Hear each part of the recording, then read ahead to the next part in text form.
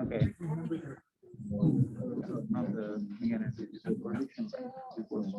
Okay, let's get started. It's a great pleasure to welcome Lamacraft to give this program.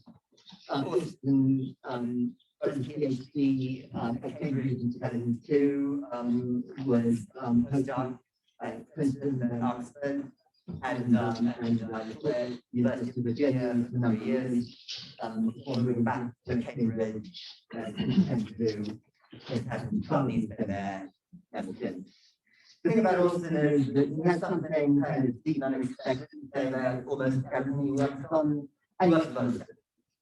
So over the years, he's made really beautiful contributions to a number of fields ranging from securities in superconductors to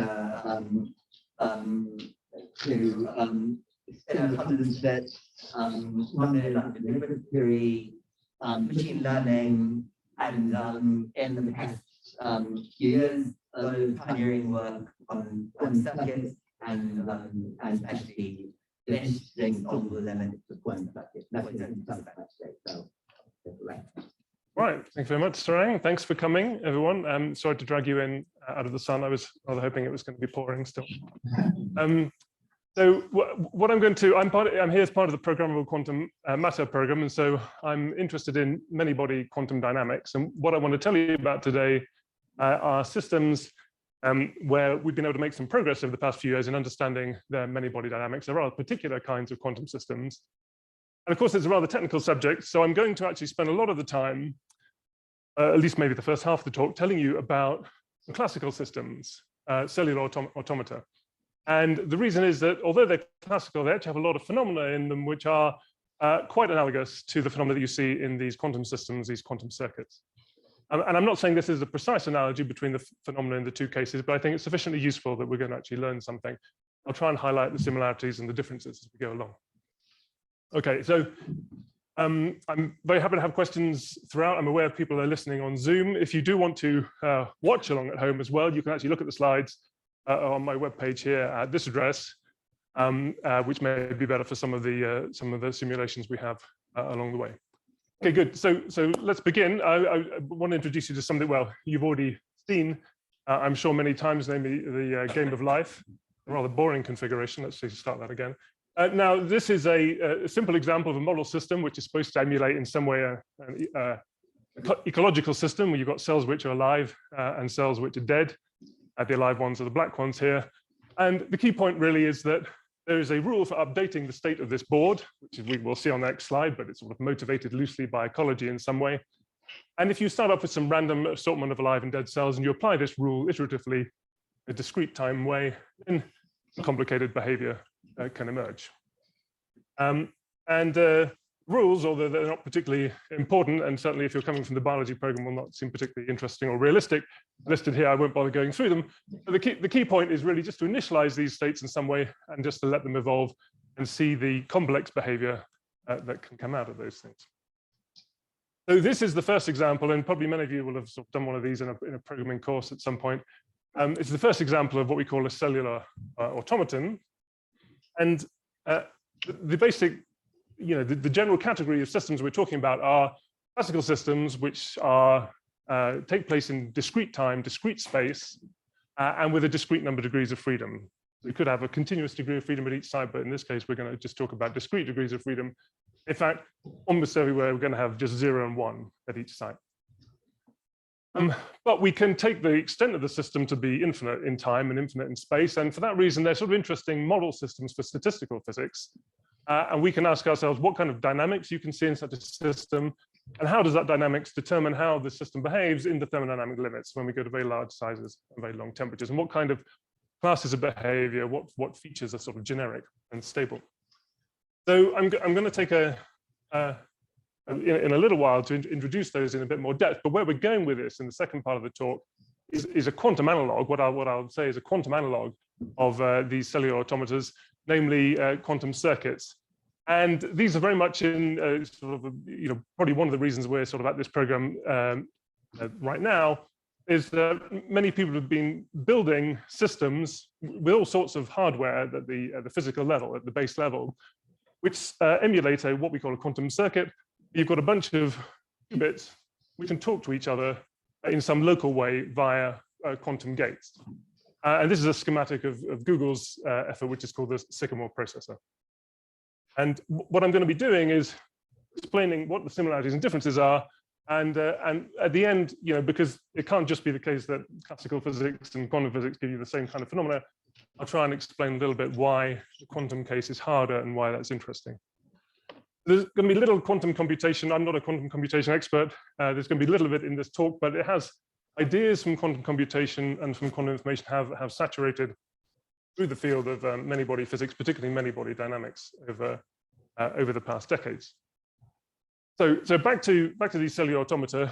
We're going to talk about the very simplest case. So the game of life is already too complicated for now. We're going to just talk about one dimension. We have cells which are labeled by an integer, and each cell can have a value 0 or 1. And at each time step, we update the state of the cells, but in a way that only depends upon a neighborhood of that surrounds each cell. And that's where the idea of locality comes in. In these elementary cellular automata, that neighborhood is going to consist only of the cell itself and the one to the left and the one to the right. So very simple.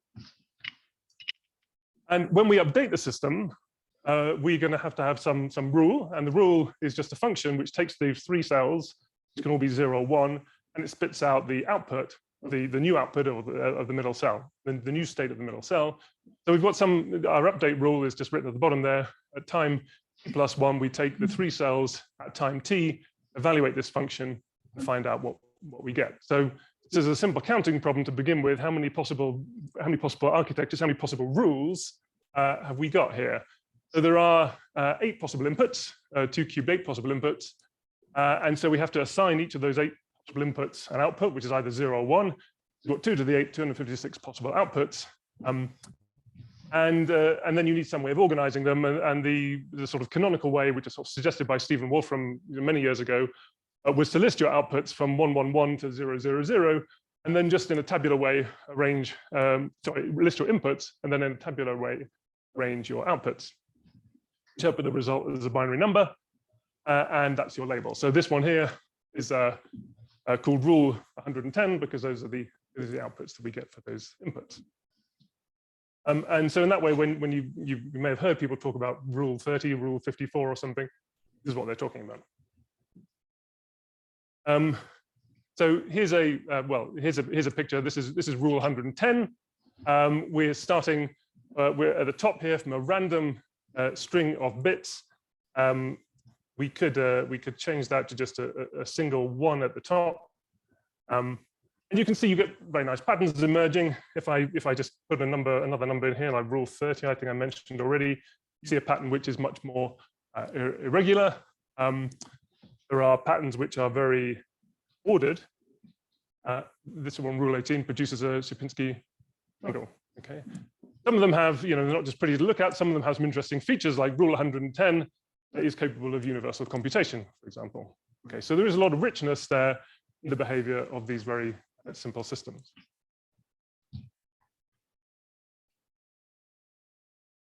And it wasn't just 20 years ago that I got my PhD. I was remembering that I think when I was a postdoc in Princeton, and Stephen Wolfram, who's a pioneer in this subject, had just published this book called A New Kind of Science, where he was basically saying it's cellular automata all the way down. And people were busy writing reviews of what they thought of this book, including Phil Anderson, I remember. Anyway, it didn't go down too well, I don't think, with the broad academic community, but I was just looking online and found out there's a 20-year anniversary edition just coming out in September. So something for your stockings, perhaps. So anyway, they have kind of, these rules have sort of entered the popular imagination. This is rule 30, which is stuck on a new train station in Cambridge. Looks very nice. And Hayden pointed out this simulation, which is tweeted by this guy, Matt Henderson, who makes lots of beautiful images, sort of science visualizations. You can make these automata very complicated. So we just had 0, 1 at each site so far. You could have many different values at each site. These are Pokemon. I understand. Well, I don't know what. Not really. I'm too old for this kind of thing. But there are many different varieties. They can fight each other at each site, and then let me play the thing. The winner rules the site, and if the Twitter's compression algorithm and Zoom's compression isn't too bad, you can see pretty rich patterns emerging, corresponding to the winners of each of these battles, and it sort of pans out a little bit, and eventually we see somebody. I guess somebody may know who's the best Pokemon. I don't know.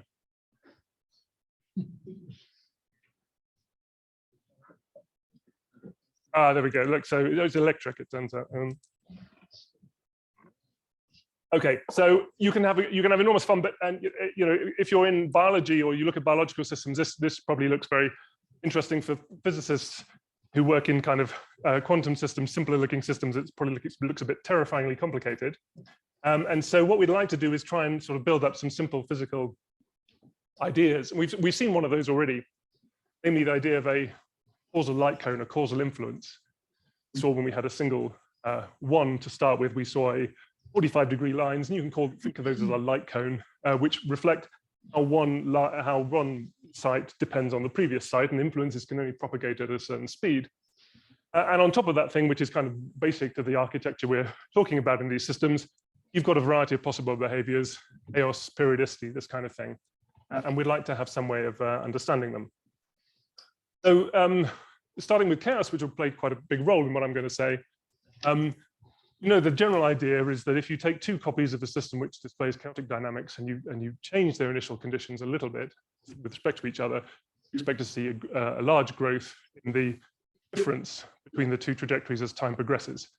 So the smallest thing we can do with these discrete systems is just change one of the sites from 0 to 1, and then we can monitor how the difference between those two sites propagates.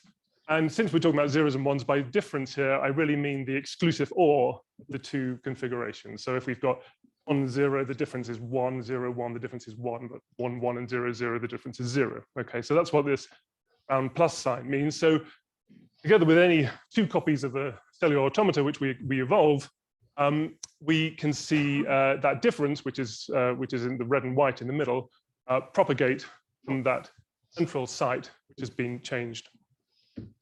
And so this was a rule 30, relatively chaotic motion. You can see that the difference propagates outwards. Interestingly, it propagates at the maximal speed on the right-hand side here, but it doesn't propagate at the maximal speed on the left-hand side. It sort of meanders. And if we fiddle around and change these rules, we'll get different behavior. We had a talk last week about rule 54, but this is not the solvable version of rule 54. So you can again see this chaotic spreading here. So in a binary system, I guess I'm having trouble thinking about what is large and small in terms of the, Okay, so it's a good. I have an infinitely small change in phase space and diverges. Yeah. How do I think about it in this kind of thing? So the point is that because we can think of these as indefinitely large systems, one way of talking about what's large and small is in terms of the number of flipped spins, or the Hamming distance as it would be in computer science. So up here there are a small number of flipped sites, down here the large number of flipped sites. So that's more or less the only thing you can say, but as a way of quantifying how far apart two trajectories have gone. Okay. Good. So the question, I think, anticipated what's on the next slide. So, relative to continuous systems where you have a Lyapunov exponent exponential growth, we're here talking about the growth in the number of sites which differ. And we saw already there's this propagating the chaotic front, but it doesn't always have the maximum possible speed, and indeed it can wander around. Okay. Good. So we'd like to do better. We don't just want to get these simulations and admire how pretty they are. We'd like to come up with some kind of theory. Of course, it's hard to solve any one of these systems. And so what we often do in statistical physics or in other areas of physics where we're faced with this situation is we try and look for generic properties. And one way of extracting those is we introduce an ensemble of different systems. And we see if we can in some way average over the ensemble and extract some sort of typical behavior, or behavior that we hope is typical. Okay, so that's the whole basis of statistical mechanics, more or less the basis of a random matrix theory, which was originally applied to nuclei. And here there are sort of two natural ensembles already present themselves. You could take an ensemble of different initial conditions, where you put in random bit strings as your initial state, or you could take an ensemble of different rules. So when you update each site, you could do it with a rule which is chosen randomly. You could choose the rules randomly in time. You could choose the rules randomly in space. You could choose them randomly in space and time, which is what we'll do. Yep. So are you suggesting that the reason you want to do initial condition ensemble is because it doesn't have algorithm? Because it doesn't have no, it's just as a way of introducing our. There are certain systems for which you can prove things averaged over initial conditions. It's only certain systems. We'll come to it in a second. There are obviously, if you take a very simple example, which is just you swap the locations of 2 points, then if I start with an initial random distribution, then I'm just going to just swap it around, and therefore you don't. That's not ergodic. I mean, if you run it infinitely long, no. Well, okay. Temporal average is not equal to initial condition average. Right. Yeah. In that situation. Yeah. So mostly what I'll be doing, well, in this part, is talking about averaging over the rules which update the system. So if the Zoom catches up with this simulation, we'll be able to see what's going on. So what we're doing here is we're now choosing these rules independently, the update rules independently at each place and at each time. And you can see that means the dynamics is extremely boring for one trajectory. So just look at these blue and purple cells here. It just dissolves into white noise, because if I'm choosing a rule at random, it's essentially choosing an output at random. The key thing is that if I take 2 copies of the system and I apply the same set of rules, then I can see a difference between the 2 trajectories if I flip an initial site, which is what you're seeing in red there. So let me actually, just to make that more clear, let's look at just the differences themselves. And so you see this difference, this front propagating out from here. And because we've introduced a bunch of random rules, the front is meandering in a more random way. Its mean velocity is less than the maximal possible velocity, as we'd expect. You see the same characteristic behavior that we saw in some of the chaotic rules by themselves. Now, sometimes the whole thing dies out, as you just saw in that one. So that means that you started from a small difference, and the 2 copies just got merged into each other in an early stage, and nothing ever propagated. So to avoid that happening, we can start from 2 different random configurations, and it should propagate down nicely. Okay, good. So that phenomenology all seems very reasonable, but there's an interesting thing you can do in this ensemble, or an interesting parameter you can introduce. Instead of just choosing the update rules completely at random, you can bias them to output a 1 or a 0. So with some probability, P is 1/2 at the moment, output a 1 or a 0 from each rule. So if I start reducing that probability of outputting a 1, then you tend to see something like this. So the rules now tend to output a 1, which means 2 trajectories tend to merge rather quickly into the same trajectory.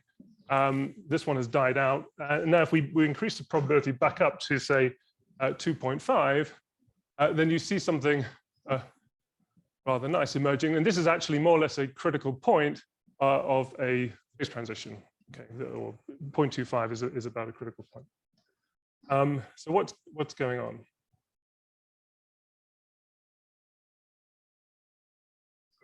Yeah. In how far do the rules actually still matter here? And this is not just percolation with. It is just percolation. You've got yes. Okay, good. That's exactly right. So very good. So so one thing I would point out, just because it'll be important later on, is if we take a finite system where the fronts seem to be propagating forever, then they actually won't, because there'll always be some very unlucky moment where all of them get merged. Say just it'd be exponentially rare in the size of the system, but at some point they'll all get killed. But if you stay, if you move to low p or to high p, because obviously the situation is symmetrical, then you have a situation where the fronts die out much sooner. And so, yes, so I'll go through this, although we've already heard the answer from the back. So the point, this is really the strength of talking about ensembles, is that you can talk about a Markov process on just the difference of bit strings. And to see what's going on, so let's think about a slightly simpler situation where the cell only depends on the one to the left and one to the right, not on the previous cell itself. You have a dependency graph which looks like this in space and time. And you can see that basically if we're talking about the bit string differences, the chance of this one being 1 here is only going to happen if the inputs to these two differ. That means that's going to happen with probability 2p1 minus p, basically, because you've got p times 1 minus p of this one differing, p times 1 minus p of the other one differing. And that problem therefore maps onto a statistical mechanical problem, which is called directed site percolation, okay, where we're asking whether the connected clusters appear when each site is occupied with a probability of 2p times 1 minus p. So the fact that such a simple picture emerges from ensemble averaging is I think rather nice. Just as a small detail, this quantity x is always less than a half. Directed percolation on the square lattice, the critical value is actually 0.706. So to make that picture, I actually had to use next nearest neighbors to go through the transition. It's the same basic idea. Okay, the fact you had a transition there was because the maps, the update rules were not, there was a failure of one-to-oneness in these maps, so they were mapping onto each other. So there's a natural question, which of these rules are reversible? Which of them are described, by ejections? Sorry, there's a wasp, I don't know whether to stump on it or not. Okay, I'm gonna just try and avoid it. So I'll just walk around it. It seems to be quite daisy. So so there's an interesting question, are these rules reversible? Now, strangely enough, none of the elementary cellular automata that I introduced so far are reversible. In other words, you could not start from the final state and propagate backwards to the initial state. In fact, curiously enough, the issue of whether a cellular automaton is reversible is undecidable above one spatial dimension. But that doesn't mean you can't construct in a new way some kind of automata which is reversible. And in fact, if you thought about it for probably a few minutes, you'd come up with exactly this construction. Namely, this is in 2D. You partition your cells up into blocks 2 ways, 2 not overlapping partitions. And then to each block, you apply an invertible mapping. It's easy to come up with vertical mappings on small blocks. And then you just alternate between the overlapping partitions. And that alternation then allows states which are distant from each other to become connected to each other. And that's called a block cellular automaton. If we were to picture the same thing now in 1 dimension, but adding time in the vertical direction, then you'd probably draw something like this, where these blue squares now correspond to these individual maps, which map the states of two sites into the state of 2 sites at the next time step. And those 2 sites could be 0, 0, 1, 1, 1, 0, or 0, 1. So all we've got to do is come up with maps which reversibly map those 4 states into each other. You said you switched the blocks. Oh, sorry. Yeah. So that's sorry. That's a good point. So that's reflected by the fact that these things are staggered on the second line. So firstly, you do 1 with 2, 3 with 4, and then you do 2 with 3, and that's the alternation. Okay. There's a very actually it's the same person who made the Pokemon cellular automaton made this very, very nice alternative way of thinking about block cellular automata. You think of them as puzzle pieces where an indent, where indents and outdents are 0s and 1s, and each of these puzzle pieces is a map from two binary inputs to 2 binary outputs. Notice these ones aren't actually bijections because if you look, they map to the same output.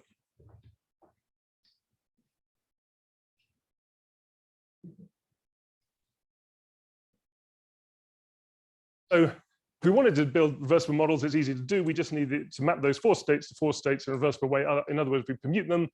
There are bang 24 permutations, so the 24 possible blocks that we could use in that reversible model. Let's order them, numerically 1, 2, 3, 4, all the way down, and then label our blocks this way. So, for example, block 2 is a map which just switches around the positions of 0 and 1, which is sometimes called a swap gate in quantum information. Okay, so by picking these blocks, actually I think they're labeled from 0 to 24. So this is the swap gate here. This is, I think, what I mentioned already. If you start from random bit strings here, they just pass through each other in a fairly boring way. But if I start changing the rules, richer behavior emerges. Now, still looking at the bit string differences, you can see in this case, it doesn't spread out. If I choose block number 4, the bit differences do spread out in this way, and we could, as before, look at the differences of this. So, as you can see, the bit string differences here spread out at the maximum possible speed. And in the same way, we could introduce an ensemble over each of the blocks in a random fashion, in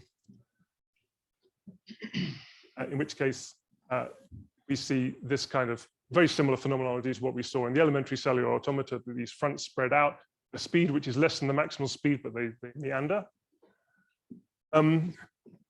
But there's no possibility of a phase transition in this case because all these blocks are reversible. So no two configurations are ever mapped onto the same configuration. So this front is always going to spread out to infinity. Now, there's a sort of interesting question which comes up at this point, which is, can we make these systems as chaotic or as so that chaos spreads as rapidly as possible? So these fronts move at the maximum possible speed. Yep. Do you predict the actual speed or the diffusion constant or something? In an ensemble, you can, because you can play the same trick of mapping it onto a stochastic process. And for these, and for a particular set of blocks, you can too. Okay. So it turns out that there's a particular set of blocks which chaos propagates at maximal speed.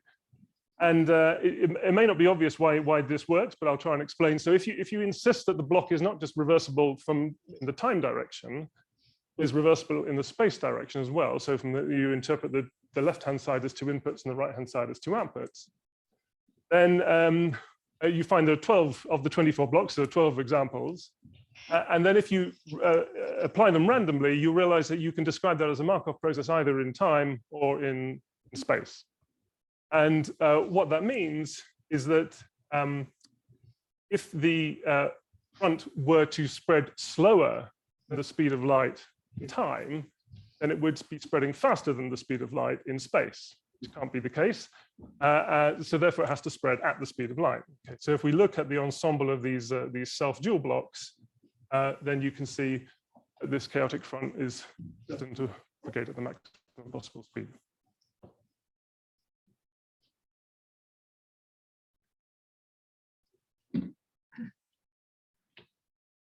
So I now want to move on to talking about another way of quantifying, apart from these chaotic fronts, another way of quantifying how the 2 different regions talk to each other when subject to this kind of dynamics. If we start from some random initial condition or ensemble of initial conditions, we can ask how 2 disjoint regions, A and the complement of A, are correlated with each other. And one measure of that is the mutual information, which tells us about the dependence of 2 random variables or 2 sets of random variables. And actually, the use of mutual information in this context was suggested in a paper from just earlier this year. Although if someone were to tell me it had been considered before, I would definitely believe it because it seems like a very natural idea. But this is a very nice article. Okay, so how does it work? Well, the mutual information's, if I have 2 sets of random variables, the definition is it's the entropy of one of random variables if I marginalize over the others, the entropy of the set, Y I'm calling them, and subtract from that the entropy of the joint distribution of Px and Y. And so it's the definition, and you can see more or less straight away that if the distribution factorizes, so the variables are independent, the joint entropy is the sum of the 2 entropies, and so this thing is 0. And if it doesn't factorize, then it's positive. And just to give a bit more detail and even a simple example, suppose you've just got two variables which can either be 0 or 1, two Bernoulli variables, but they're correlated, so they're either both 0, both 1 with equal probability, and they're never 1, 0, never 0, 1, then well, the constituent entropies are 1, so it's 1 plus 1 minus 1 is equal to 1 bit of mutual information. Okay. But that suggests a very nice but simple toy model for a kind of a block cellular automata, where you start from an initial condition where the bits aren't completely random, they're paired up in the way that I just described, so where both elements of the pair are 0, 0, 1, 1, and then you apply a very boring cellular automata which consists of these swaps. You can see that these correlated pairs go flying through each other, and you ask about the mutual information between A and its complement here. And the point is that you get 1 bit of mutual information with every member where one is outside and one is inside this region A. So if when you start applying these swaps and you look inside the region A, you can see there are pairs which haven't escaped. They're not contributing to the mutual information. But once one of them does, and one of them stays inside, you get a 1-bit contribution. And if you just try and write down how many such pairs there are, you can see that the number of pairs grows linearly in time and eventually saturates at the size of the system. So mod A here is the system size. Yeah. That saturation is a nice toy model of normalization in this system. So although we started from we had very simple rules, although the rules are bijective, so that total entropy is conserved. That's a bit like Liouville's theorem in classical mechanics. The entropy inside this region A actually achieved its maximum value. Okay. And it achieves it in a time which is set by the size of the system divided by 2, which is when 2 pairs from the deep inside the system pass through the boundary. You find the volume law for the mutual information. Yeah, that's right. Because you're familiar with from the quantum case. Yeah. Now, of course, the model was very simple, but the thing I won't show you, but is true, is that if I take any of those dual reversible blocks that I just introduced, which have much more interesting behavior, the entropy actually behaves in exactly the same way.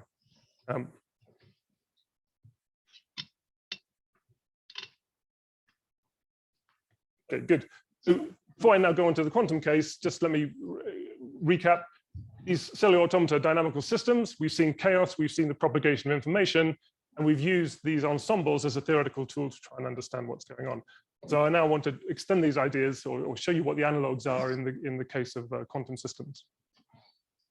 And let me just give you the dictionary.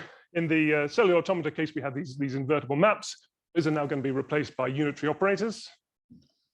We had local variables 0, 1. That's now going to be a local spin 1/2. So that's just a 2-component complex vector. The global state of the system was just a bit string of length n.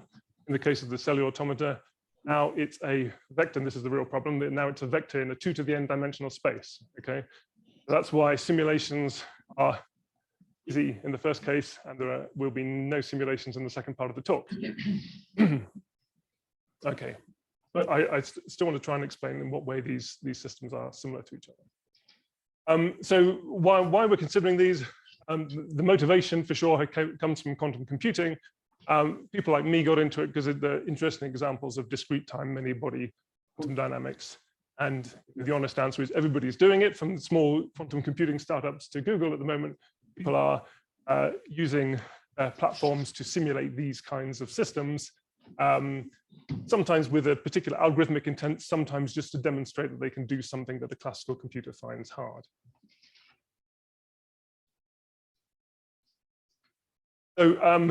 So it's not a good time in a talk to start introducing lots of notation. So let me just try and explain why this is harder. We are dealing with these unitaries now instead of blocks. So we've got a matrix elements in the computational basis, which is just the 0, 1 basis.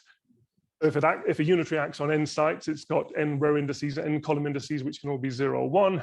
And the unitary condition means we have to multiply these matrices together. over all of those internal indices and get delta functions. But of course, we don't want to fill our papers and our slides with these kind of expressions. So we want to introduce a kind of a notation. And now the point is that everything we do here is a tensor. States are a tensor when we write them in this computational basis. So every component of the wave function is labeled by a bit string. Any operator is labeled by 2 bit strings, one for the row, one for the column. And so we'd like a sort of a graphical or compact way of noting these objects. And the thing that everybody uses these days, and it's amazing how a notation can drive progress in a field, is this Penrose graphical notation. And the basic idea is that tensor is a blob with a number of legs sticking out of it equal to the rank of the tensor. So a vector's got 1, a matrix has got 2, and so on. And importantly, contractions between tensors are denoted by just joining legs together. So there are some examples here, like the trace of 2 matrices multiplied together. So in this way, we can draw diagrams to indicate the kind of computation we're trying to do. So now we've got this kind of thing, the same kind of picture we had for the cellular automata, but now these are replaced by gates which act. I'm interested in any gates which act on pairs of qubits. But when you see this diagram now, it has a slightly different meaning. It means we have to place each of these blocks with a tensor which has got 2 row legs and 2 column legs and contract the whole thing, being in some initial vector at the bottom and getting out some final vector at the top. You can see just from an architectural point of view, these are the analog of these block cellular automata. What do we choose for the gates? They are 4x4 matrices, so we work in this basis 0, 0, 0, 1, 1, 0, 1, 1. The simplest example we saw already is this swap gate, which just exchanges 0, 0, 1, and 1, 0. It looks like this. This is not very interesting. Well, what it doesn't do is it doesn't generate entanglement. So if it acts on a product state, it produces a product state.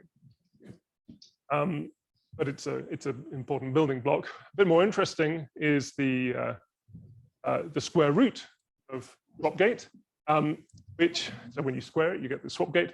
This one does generate entanglement. So if you act on a state 1, 0, then it generates a superposition of 1, 0, 0, 1. And in fact, the square root of swap gate, together with single site qubits, are a universal gate set for quantum computation. So the notation to do calculations, unfortunately, we need to keep track of both U's and U daggers. If we're doing something like the Heisenberg picture to calculate the evolution of something, we'll use blue blocks for U's and red blocks for the U daggers. And the strength of this is that the unitary condition that I wrote down before, which is this nasty matrix product, can now be expressed very compactly just using these blocks, plugging these blocks together. So this says that U times U dagger, the 2 qubit unitaries, which is why they've got 2 internal legs. U times U dagger is the same as U dagger times U, which is the same as a product of 2 delta functions. So this is a huge improvement.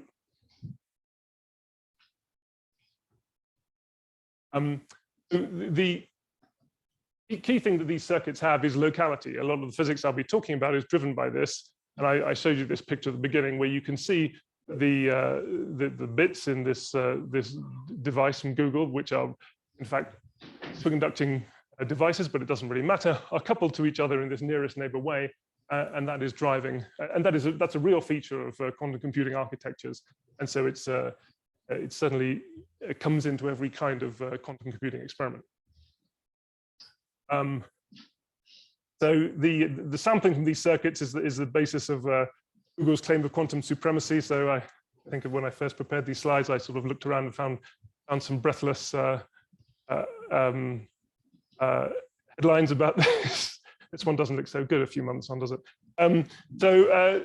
These things are incredibly exciting and have given the field an enormous boost.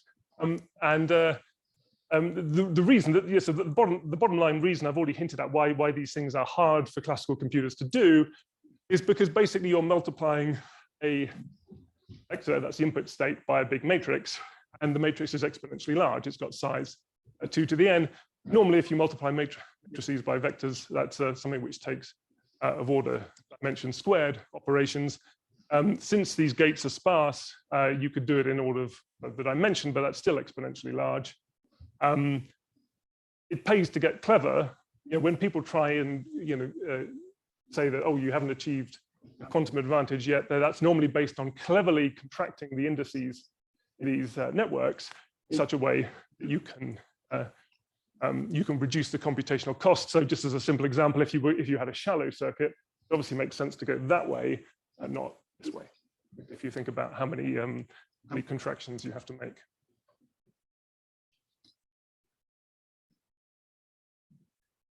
So let's look schematically at how these calculations look. Suppose you want to calculate the expectation value of an operator.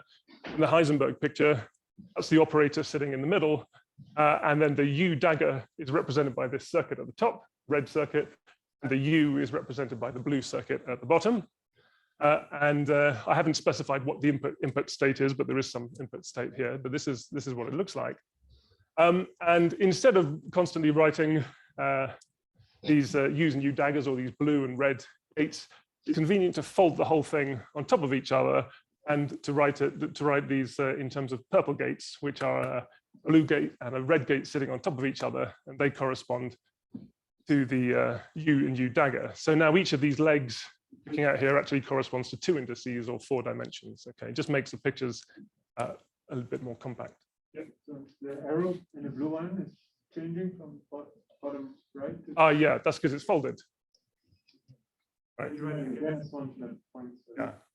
So I think there may be some variance in the way different authors do this, but this is the way we do it. Yeah. So that's the important point. So if you now think about what the unitary condition looks like in this way, this circle denotes the contraction. Then unitarity just means I contract these 2 things together, and then I just get I can remove the gate. So that's the purpose of folding them over like that. Okay, so you can see that so all of the gates in the circuit have this basic property.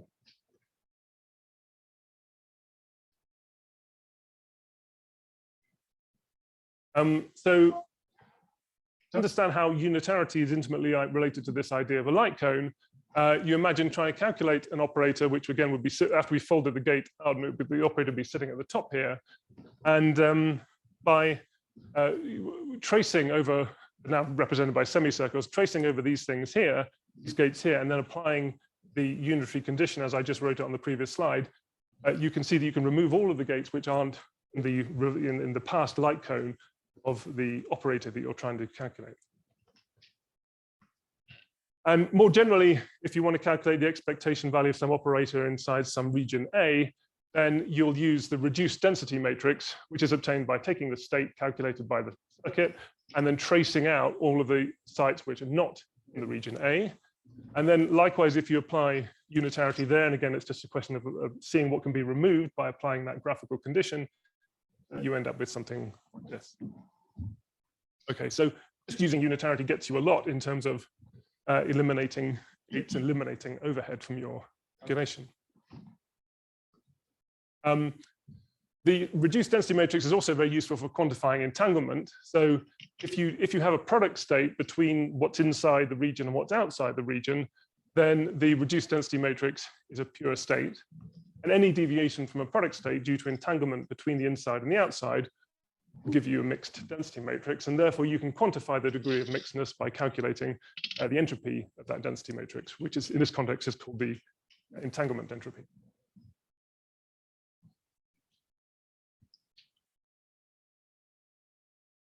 So let's look back at that toy model, which we looked at in the classical case, but now let's give it a quantum interpretation. So as before, gates are going to be swap gates, very simple, just swapping qubits around. But now the interpretation of the initial state is that each pair is 2 qubits in a Bell state. A Bell state just means this. It means that you've got a superposition of 0, 0, and 1, 1. This is now a quantum superposition rather than a probabilistic superposition. the reduced density matrix for one member of a Bell pair is just the identity matrix times a half, and that corresponds to 1 bit of entanglement entropy. And so you can see where this is going. It's basically exactly the same calculation as we talked about in the classical case. You just have to keep track of how many Bell pairs end up where one of the members is outside and one of the members is inside. And as time goes by, that number increases, and it increases in just exactly the same way as it did in the classical case, linearly at first, and then saturating off the value of entropy, which is proportional to the size of the system. Okay, so this is just like in the classical case. And just like in the classical case, you can ask the question, are there other systems which behave in exactly the same way, which are not just given by this simple swap gate? And it turns out there are, and it's exactly the same strategy. So you remember in the case of the cellular automata, I asked for things which were reversible in this direction and in this direction. Now I've got unitary gates which are unitary in this direction, and I just imply a unitary condition in this direction as well, which is in the folded picture looks like this. So this is a property that's now called dual unitarity, and it turns out. So this is the proof. The proof is really this simple. You just stand at a blackboard, you draw the circuit, and then you rub out the bits where these two conditions apply, and then you can show that the entanglement entropy grows like this. Okay, and this is actually amazingly simple behavior. What is actually quite a large category of possible gates. You then immediately, ask the converse question: if the entropy is growing that fast, what can you say about the gates in the circuit? And that was answered just a few months ago by these authors, who proved basically the converse, that it means that the dual unitary gates are the only ones which do it.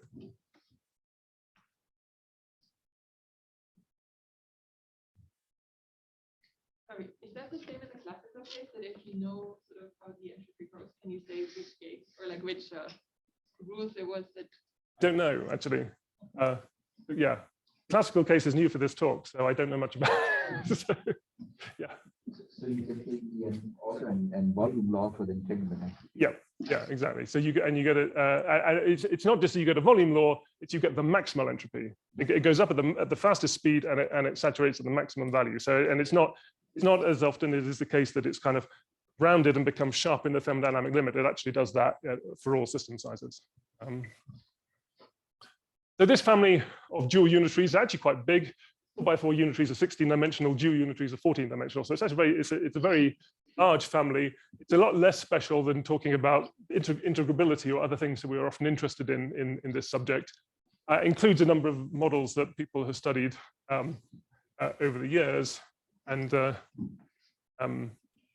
yeah, it's actually a very nice, it's proving to be a very nice test bed for kind of numerical work and this kind of thing.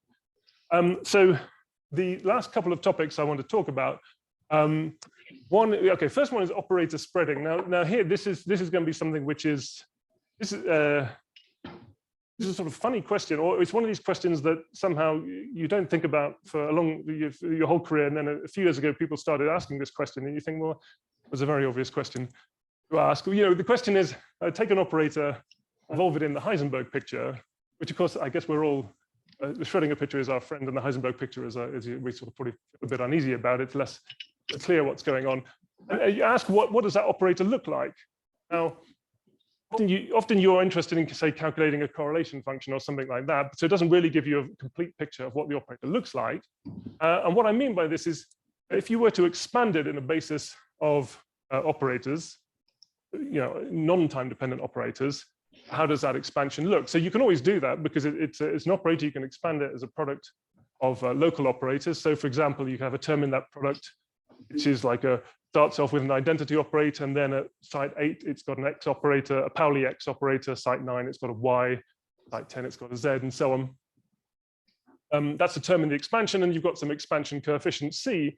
So as time progresses, those expansion coefficients evolve, and this is what I mean by what the operator looks like as time evolves. And there are at least, from just a qualitative point of view, there are at least two things that you can imagine happening. One is that these coefficients, or the operator, sort of spreads over a large number of sites. It started off as a local operator for the the Pauli matrix at site n, but now it spreads out.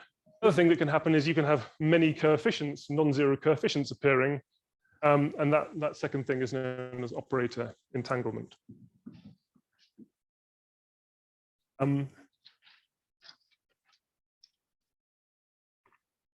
So this operator spreading is closely analogous, I want to say, to the chaotic fronts in cellular automata. And in the same way, it's natural to introduce an ensemble to calculate them, to describe them. And the natural ensemble is just make the unitary matrices appear in the circuit, make them random. Things like a correlation function will tend to average out to 0 as those coefficients fluctuate between positive and negative signs. And that's, again, analogous to a single trajectory in these probabilistic cellular automata, which dissolves into white noise and doesn't tell you anything. But if you consider a pair of trajectories with the same dynamics we saw, you get a very clear picture. So that's what's done now in quantum systems. There's a quantity called the out-of-time order correlator, which is defined in the top line there. The top line isn't particularly illuminating, except it explains where the name comes from. But you can express this quantity in terms of this operator expansion. And the key thing is that it involves the squares of these coefficients in the operator expansion. And you can see that this quantity, this OTOC, as it's called, deviates from 1 when an operator at site that starts off at site n has spread to site m. So you can talk about a characteristic speed at which they spread, and that's become known as the butterfly velocity, which is, of course, after the butterfly effect. So as I said, this is really the quantum analog of these bit string differences that we were looking at in cellular automata.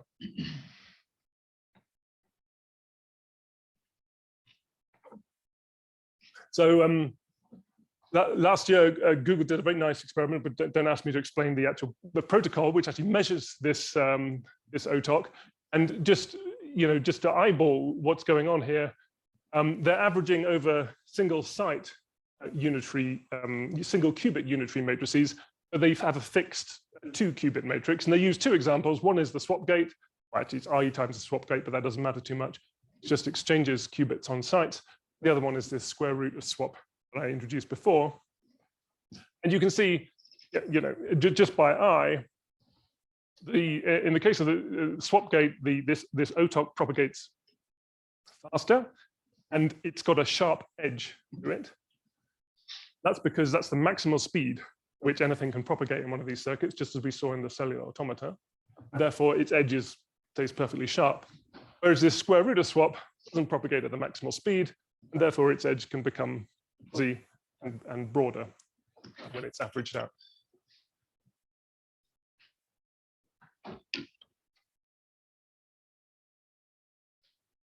Okay, this is very quickly. I said I'd say something about this idea of quantum advantage.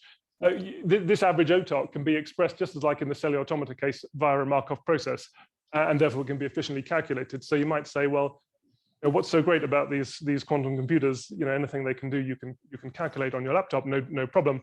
And so why is there something to it? Remember, we introduced these ensembles to make things tractable, right? So if you like, we change the rules of the game. If you take a particular circuit with particular parameters and don't do any averaging, then calculating the behavior in that circuit is a computationally difficult problem, which, well, deep enough or big enough circuits can become intractable. Good. In the last couple of minutes, I want to tell you just very briefly about a kind of frontier topic in this area. So far, we've talked about unitary gates. So everything in the gate was a unitary matrix, and that was the analog of these reversible cellular automata I talked about. But of course, quantum mechanics isn't just about unitary time evolution. You can do things to a system to non-unitary, namely you can measure the state of a quantum system. This tends to cause its wave function to collapse, and that's a non-unitary operation. And a few years ago, several groups of authors began to ask, what would happen if we took one of these circuits, which we like, these random unitaries, we like studying them, they've got this nice properties when we take the average. Now we mess up unitarity in a particular way by conducting local measurements after evolving the system at random places and at random times, but with a certain finite density and a certain finite rate of measurement. Those measurements, let's say in the simplest case, just project the system into a definite spin state. And the question you can ask is what's that going to do to entanglement, and what's that going to do to chaotic propagation? And the fascinating thing is that there's a phase transition, and it's not really like a thermodynamic phase transition, but it's something else, something to do with information. And the phase transition is caused by increasing the rate of these measurements, and it leads to the large entanglement that we saw already in these circuits going to zero, basically, or the extensive entanglement going to zero. In a way, that sort of makes sense. After all, measurements, you expect them to destroy entanglement, but perhaps it's surprising that the entanglement survives at all at a finite measurement rate, because after all, if you wait long enough, every state's going to get measured many, many times. Isn't the entanglement going to be destroyed completely? An alternative point of view was that if you start from a mixed state and you put it into one of these circuits, the measurements are going to lead to a pure state emerging. If you take a mixed state and you measure it, you get a pure state.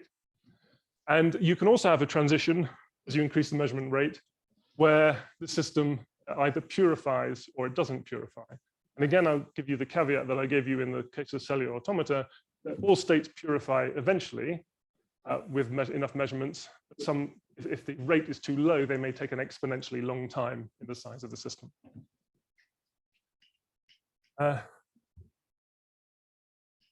So all I want to say about this, I hope you remember this phase transition, this percolation phase transition in the cellular automata. I want to say that it's rather reminiscent. The breakdown of one-to-oneness in these maps that cause the two trajectories to merge onto each other is very similar to the way that measurements purify a mixed state and can eventually drive the system through this purification transition. In both cases, finite measurement rate can be sustained without purification until you go above a particular critical measurement rate. Okay, so I think those are all the points I wanted to make.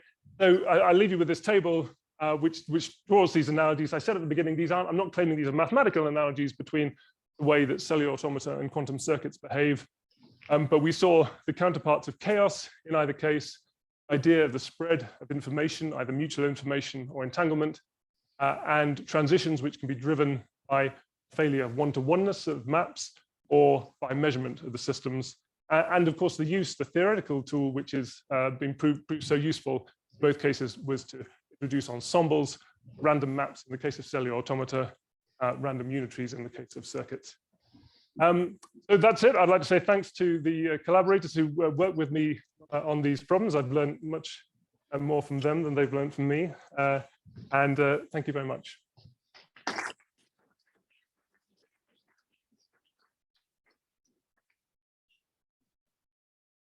All right. Sorry, I jumped in. So one simple question, is the identity matrix dual unitary? I see. So that's one of the two cases that is not dual unitary for 4x4. What's the other? For the blocks? Yeah, you said there were 14 and 16 were dual unitary, right? Was that on the? Did I put that on the slide? I forgot. Yeah, sorry. Well, I've got the list on a notepad, but I can't remember that. It's half of them. So you just half of the 24 permutations of the 4 inputs are additionally reversible in the other direction. This is what you're asking? That's what I'm asking. Yeah. I thought it was 14 and 16. 14 and 16 were particular numbers in the designation. But half of them, the full half of the blocks have this property. Right, so it's a big family. It's the same, like with dual unitary, it's surprisingly big.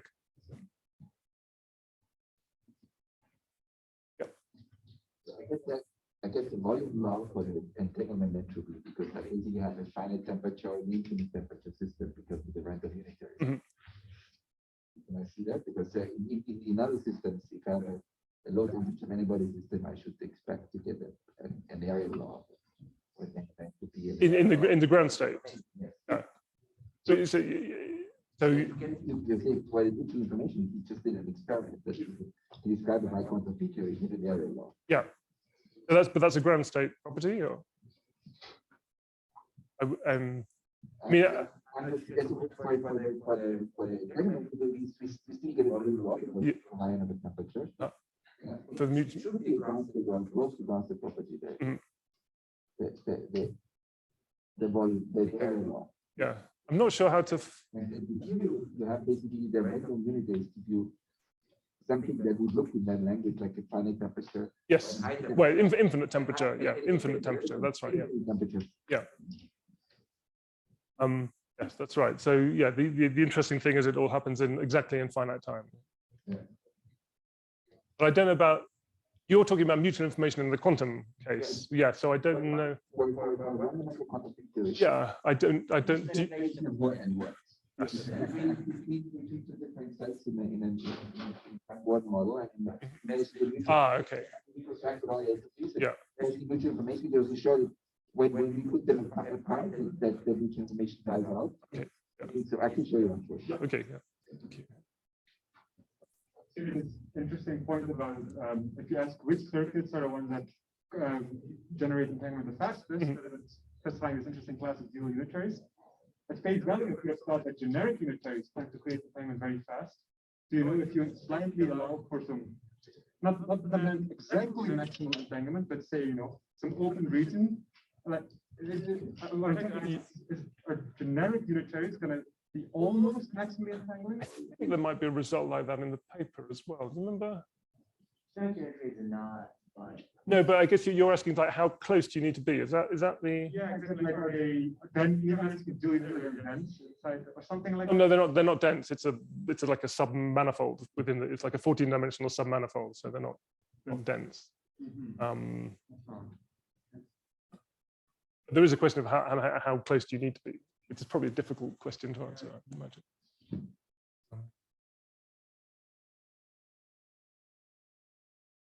Any questions on the Zoom?